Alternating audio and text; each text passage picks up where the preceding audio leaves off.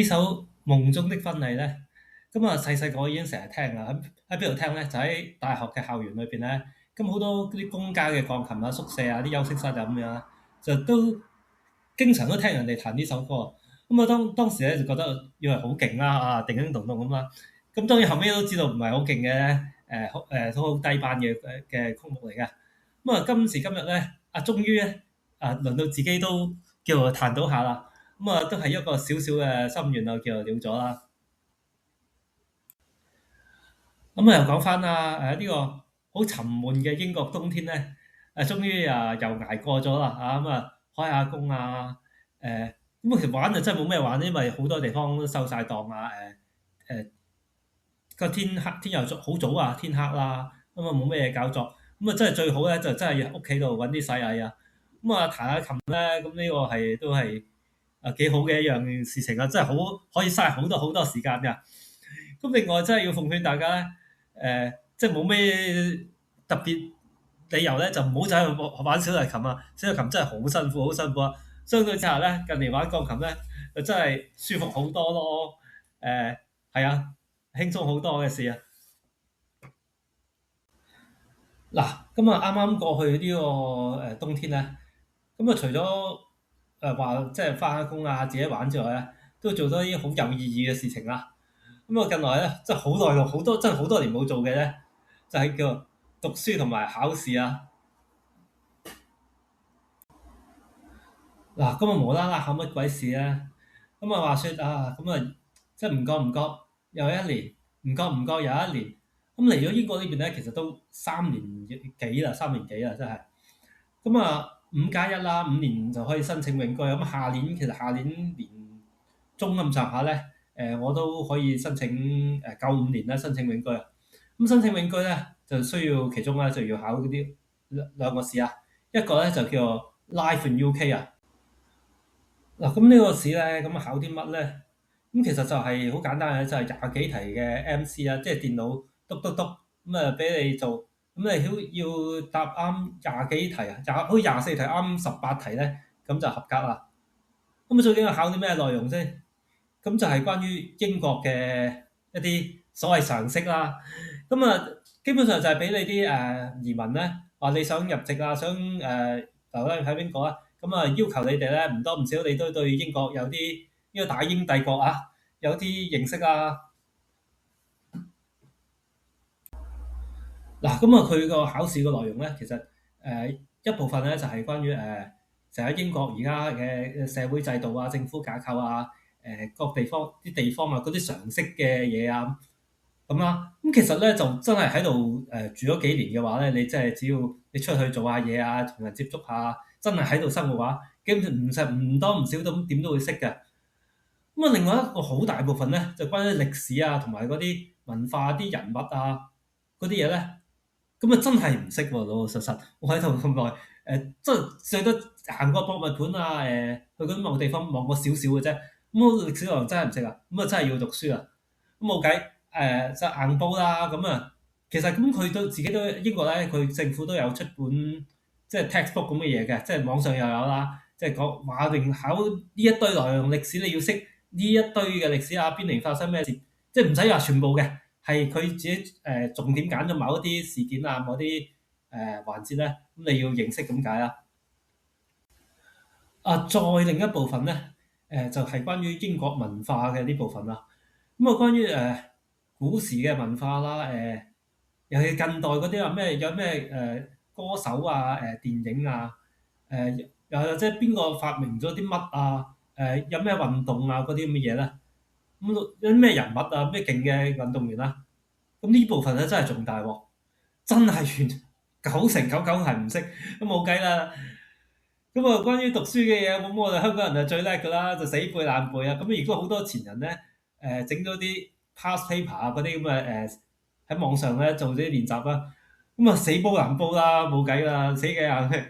咁啊煲咗一段時間啊，咁啊，終於都係過關啦，冇問題啊，咁啊死記爛記。嗱，咁啊考完個試啦，咁對實際喺呢個英國呢度嘅生活又有冇咩作為咧？咁我覺得唔多唔少都有啲喎。尤其是英國歷史嗰部分啊，講真唔係逼你考試咧，你都唔會咁得閒去研究即係英國歷史啦，老老實實。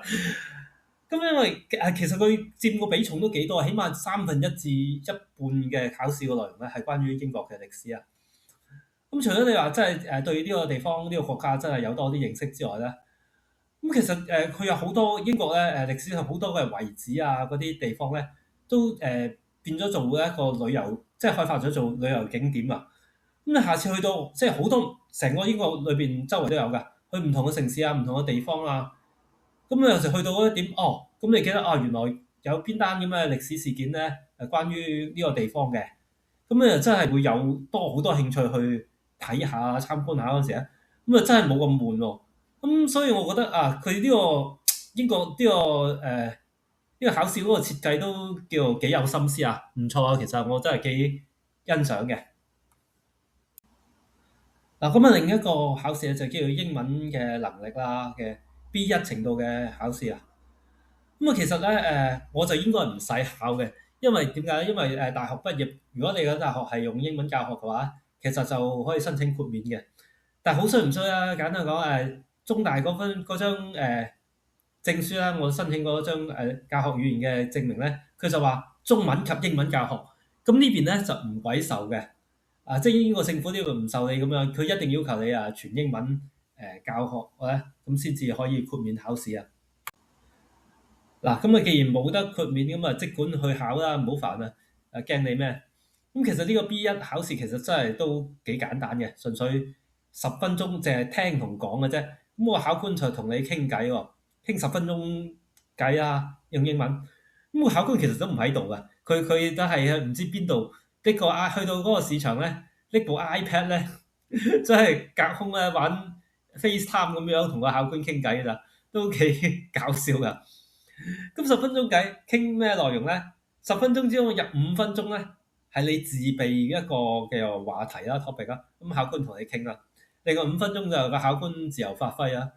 咁其實真係冇難度咯，對於我嚟講，輕輕鬆鬆睇咁咦咁又過關啦，仲要 AA 添啊，即係最頂嗰格啊！嗱，咁好多朋友咧可能覺得我英文好勁啦，咁某程度會假設我咧可能由細到大都讀書成績好啊，就英文都好勁啊。咁事實咧就其實真係唔係咁嘅。如果細個讀書時候學生時候已經認識我嘅人咧，咁嗰套年嘅舊同學咧就知我其實英文就好渣嘅，尤其是中學時代係好渣嘅。